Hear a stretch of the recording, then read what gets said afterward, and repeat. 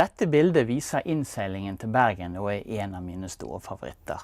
Vi finner det i dette bokverket, Picturesque Scenery of Norway.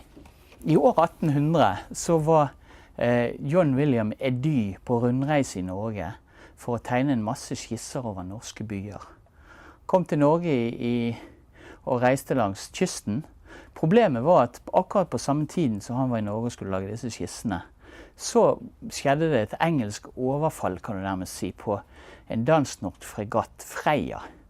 Så dette førte til at Edy han fikk et stort problem. Han og hans reisefølge, kameraten hans, de ble arrestert og plassert på Fredriksvern nede i Horten. Og der ble de da sittende mistenkt for å være spioner. Vel, den saken løste seg. Han slapp ut igjen og havnet i en festtralt i Kristiania i Oslo.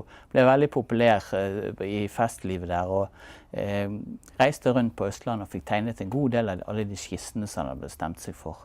Han reiste da siden tilbake igjen til England, fordi at han følte at miljøet var for utrygt å være i Norge. Men disse skissene er utgangspunktet for et veldig flott bokverk som vi har hos oss på Universitetsbiblioteket i dag.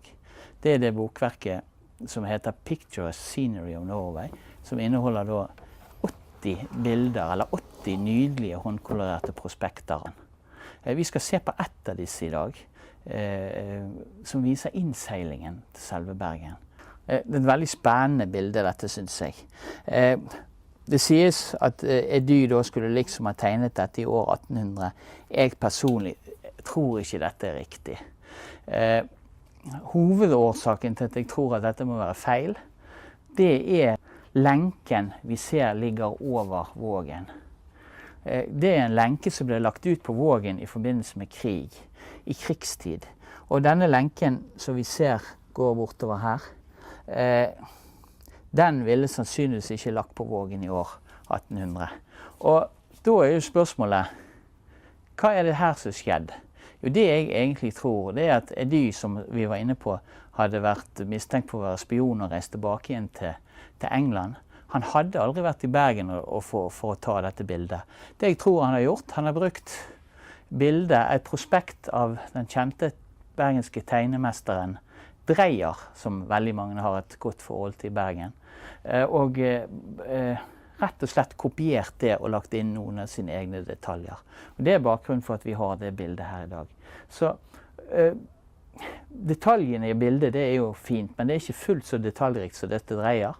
Det er nydelige farger, og vi ser jo byen tydelig hele veien. Og det som er litt interessant her, det er jo det at dette er byen sånn den fremstår på 1700- og 1800-tallet. For de som har sett Skoleus-stykket, så vil vi se at det ser ut som tegneren eller kunstneren har stått oppe på Nygårdshøyden og så sett inn på bryggen. Det er bryggen som er det vesentlige. Når vi kommer ut på 1700-tallet og 1800-tallet, så forandrer det seg.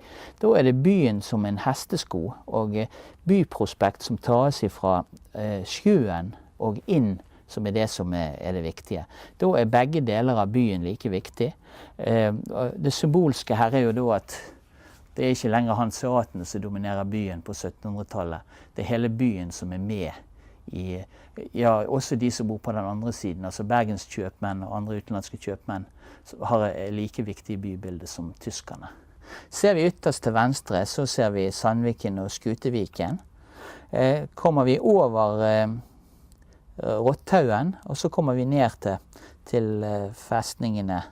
Og vi ser at festningen denne gangen lå helt i sjøkanten.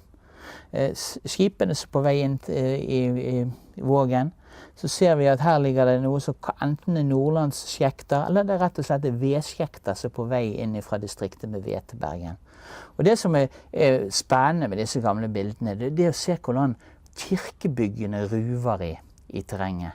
Her ser vi Mariakirken nydelig, langt over, rager høyt over all bebyggelsen på bryggen.